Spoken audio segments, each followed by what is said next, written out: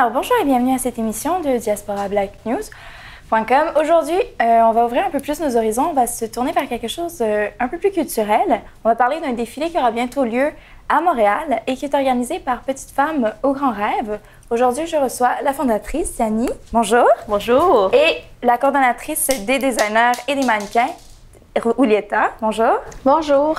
Alors, en fait, le Petites Femmes au Grand Rêve, c'est un mouvement social qui permet aux femmes de 5 pieds 5 et moins d'avoir une chance de défiler, de briller en fait sur un podium et qui les aide à s'aimer davantage et à avoir plus confiance en elles. Est-ce que tu pourrais nous parler un peu plus du mouvement Tiani? Oui, bien sûr. En fait, l'année dernière, on a fait la première édition des Petites Femmes au Grand Rêve au Centre des sciences de Montréal. On a eu plus de 30 mannequins, 8 designers, plus de 300 personnes qui ont assisté. Et puis, la motivation derrière ça, c'était de... Bien, en fait, je vais expliquer comment j'ai été grandie, comment j'ai été élevée. Je suis asiatique, je mesure 5 pieds, je suis très petite. Mes parents m'ont toujours dit « T'étais pas assez belle comme que t'es parce que tu portes pas de maquillage, il faut toujours sortir avec des talons hauts, bien s'habiller. » Je suis de couleur jaune, mais on me disait de porter du fond de teint pour que j'aie l'air d'une caucasienne. Donc, tous ces commentaires-là ont vraiment affecté ma confiance en moi puis mon estime de moi-même. Ça a été très difficile pour moi de trouver ma place puis d'avoir un sentiment que j'étais assez comme personne. Donc, quand j'ai eu des enfants, j'en ai 3 maintenant, je voulais pas que mes enfants revivent ces mêmes défis-là que moi. Donc, ça m'a vraiment motivée à créer un mouvement social puis vraiment faire quelque chose pour aider les femmes, les enfants à avoir de l'estime, de la confiance puis de l'amour de soi aussi. Donc, c'est vraiment ça qui est parti le mouvement social l'année dernière. D'accord. Et toi, Oulietta, qu'est-ce qui t'a donné l'envie de participer, d'être coordonnatrice dans ce mouvement? Bien, en fait, j'ai été mannequin lors du défilé de 2015, l'année dernière, et j'ai vraiment accroché sur le projet. J'ai développé un sentiment d'appartenance. J'ai trouvé que le concept était très original. J'ai aimé qu'on était toutes des mannequins de 5 pieds 5 et moins. Et j'en ai parlé à Tini. Cette année, je lui ai dit j'aime vraiment ton projet et j'aimerais ça m'impliquer. Et c'est comme ça que je lui ai proposé de travailler avec elle comme directrice artistique et coordonnatrice du défilé. Et aussi, moi-même, je suis une mannequin non traditionnelle. Je suis d'origine latine, je mesure 5 pieds 2, j'ai 30 ans. Tu sais, j'ai un look totalement atypique de ce que les médias, l'industrie de la mode, de ce qui est traditionnel.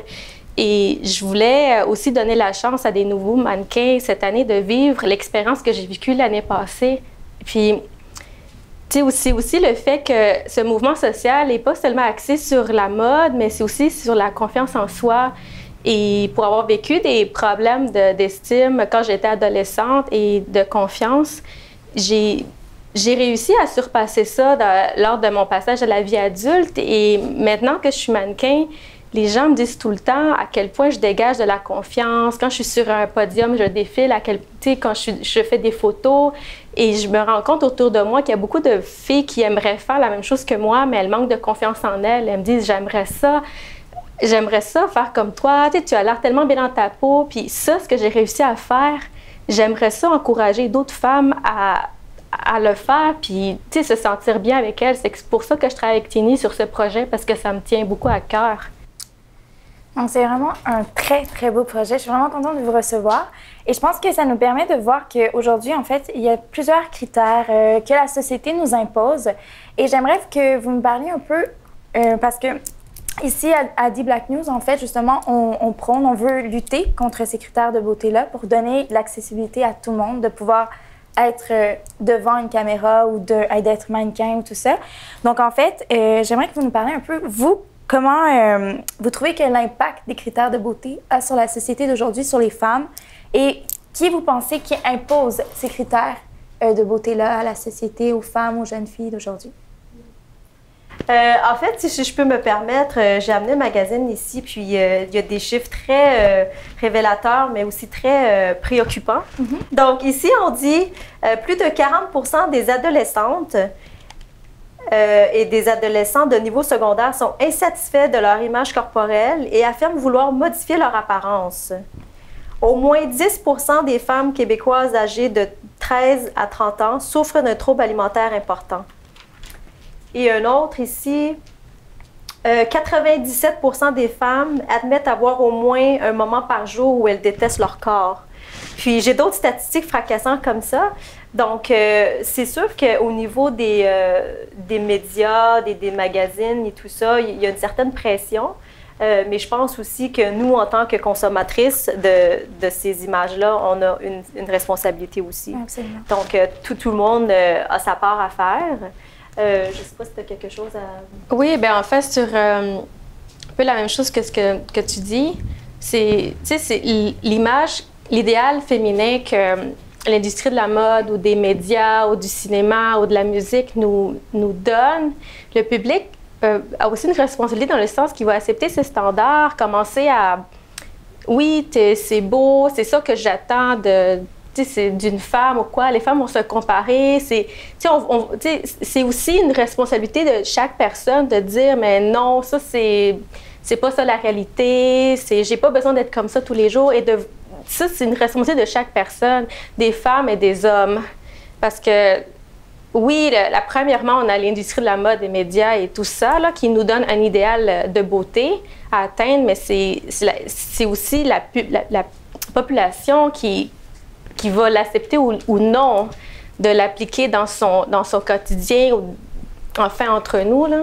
Oui, donc ce qu'on voit aujourd'hui, c'est que je pense que avec ce que vous montrez, c'est que les critères de beauté qu'il y a aujourd'hui dans la société, ça affecte vraiment les gens.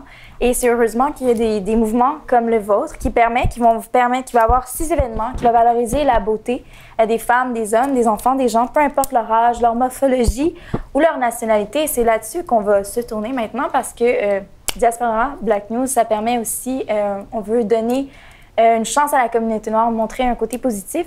Donc, il y a beaucoup de multiculturalisme aussi dans le défilé. Et j'aimerais que vous me parliez, sans seulement fixer les femmes noires, comment est-ce que vous arrivez justement à créer une diversité? Pourquoi est-ce que c'est important aussi qu'il y ait une diversité justement dans ce défilé-là? Oui. Bien, en fait, tu vois, l'année dernière, c'était très important pour moi d'avoir une diversité corporelle, ethnique aussi, culturelle dans le défilé. Donc ça, on l'a très bien réussi. Et cette année, on pousse le concept encore plus loin. Comme tu l'as dit, on fait 6 événements. Et le thème cette année, c'est « La beauté n'a pas d'âge ». Donc, oui, la diversité corporelle, culturelle va toujours être présente parmi nos mannequins. Mais aussi l'âge. Donc, habituellement, dans le milieu de la mode, on va voir les mannequins autour de 18-30 ans qui sont très exposés, mais on oublie les autres femmes, puis ces femmes-là représentent la réalité. Donc, c'est pour ça qu'on va avoir des mannequins de 40 ans, de 50 ans, mais de 60 ans et plus, qu'on ne voit pas dans les défilés de mode. On va même avoir un événement pour les hommes et pour les enfants aussi. Donc, parce qu'on sait que les hommes, même si on n'en parle pas, ils ont quand même des défis par rapport à leur image corporelle et c'est important d'en parler. Puis les enfants, bien, ça commence tôt. Donc, cette culture d'estime, d'amour et de confiance, ça commence tôt. Donc, c'est pour ça qu'on va vraiment rejoindre tous les groupes d'âge. Et toi, Olieta, qui est un mannequin qui est hors norme, quelles sont tes origines? Je suis née au Nicaragua. D'accord. Et est-ce que ta diversité, est-ce que tes origines, comment est-ce que tu l'utilises dans ta carrière de mannequin? Est-ce que tu sens que tu es limitée? Ou au contraire, est-ce que tu veux plus la représenter? Comment est-ce que tes origines viennent jouer dans ta carrière? C'est sûr que les mannequins d'origine latine sont... les opportunités qui se proposent à elles sont limitées. Mais on est en train de voir que l'industrie est en train d'évoluer en ce moment. On est en train de s'ouvrir beaucoup aux différentes ethnies, mais aussi aux différentes tailles, silhouettes. Donc, c'est vrai qu'il y a une certaine limitation, mais il y a une ouverture qui est en train de se développer. Puis, c'est vraiment important de le dire. C'est en train d'évoluer lentement, mais c'est en train de changer. Oui, fait que, dans ce sens, je suis très fière d'être comme un modèle pour les petites femmes ou pour les mannequins non traditionnels ou pour les mannequins d'origine latine. Je suis très fière de faire partie de ce mouvement ou de ce changement. Oui, je comprends. Mais en fait, ce qu'on voit, c'est que c'est pas seulement se dire que oui, ça, oui, la société nous empêche, mais c'est de faire une action face à ça. Donc, exactement. de réagir face à ça. Je pense que c'est vraiment ce que Petite Femme au grand rêve permet. Je pense que vous avez une phrase que j'aime beaucoup qui dit vous êtes petite, oui, mais à la hauteur. Oui. Donc, ça, je trouve que c'est une très, très belle phrase. Donc là, j'aimerais que vous nous parliez du défilé. Donc, je sais qu'il y en a un le 10 mars, mais il va en avoir, comme vous avez 6 événements. Pour la beauté n'a pas d'âge. Donc, les défilés, cette année, vous avez combien de mannequins pour le défilé qui s'en vient pour le 10 mars? 14 mannequins. D'accord. Oui, elles sont toutes, on a différentes ethnies, différentes silhouettes, vraiment des 14 mannequins avec des différents styles. C'était vraiment très important pour moi d'avoir des mannequins qui représentent la population, que le public puisse s'identifier à ces filles-là. Puis c'est aussi ce qu'on avait fait l'année passée, c'est que je voulais vraiment continuer dans cet esprit. D'accord. Et le défilé, je sais que chaque défilé que vous faites s'associe à un organisme. Celui du 10 mars s'associe à ANEB qui lutte contre l'anorexie, la boulimie. C'est ça, ANEB, anorexie, boulimie, oui. D'accord. Et en fait, comment va se dérouler les défilés un peu? Qu'est-ce qui va se passer? Il y a une conférence, un défilé, un cocktail. Oui, comment ça se passe un peu? Exactement. Donc, la soirée commence à 18h. Il va y avoir un cocktail. Par la suite, il va y avoir on a aussi des exposants qui vont être là. Ils vont pouvoir, les invités vont pouvoir visiter les exposants.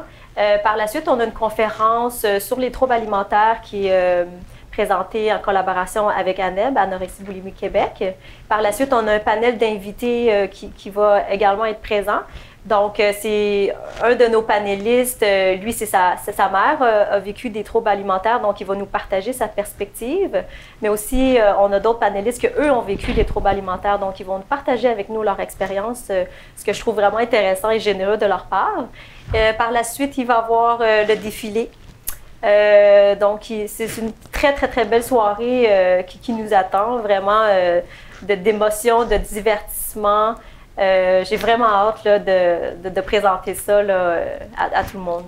Ouais. Et j'ai vu aussi que vous êtes finaliste pour le prix Imagine. Le prix Imagine, en fait, félicite les entreprises québécoises qui en faveur d'une représentation saine et diversité du corps dans le monde de la mode, les médias et la publicité. Félicitations. Merci. Donc, on vous invite bien évidemment à aller voter pour Petites Femmes aux grands rêves. Donc, comme on l'a dit, il va y avoir 6 événements. Donc, le 10 mars, le 5 mai, le 16 juin, le 29 septembre, le 13 octobre et le 17 novembre à la Plaza Antique qui est située au 6086 rue Sherbrooke. Donc, c'est vraiment à 2 pas du métro Cadillac. Et est-ce que le stationnement est gratuit aussi? Tout à fait. Quand on a fait la sélection de notre emplacement, c'était très important que ce soit accessible par métro et par auto. Donc, le stationnement est gratuit avec un service de valet. Donc, vraiment, là, on vous traite comme des rois. Et où est-ce qu'on peut trouver les billets? Ils sont à quel coût? Donc, c'est au coût de 20 $. C'est vraiment pas cher pour tout ce qui nous attend. Vous pouvez les acheter sur notre site Internet. C'est petitefemmesgrandsrêves.com. D'accord. Bien, en fait, pour conclure, j'aimerais tout d'abord vous remercier. Merci d'être venu aujourd'hui. Merci de lutter contre ces critères, contre toutes ces limites que la société nous met. On vous invite vraiment à participer au défilé, à aller voter pour eux, pour le prix Imagine, bien évidemment.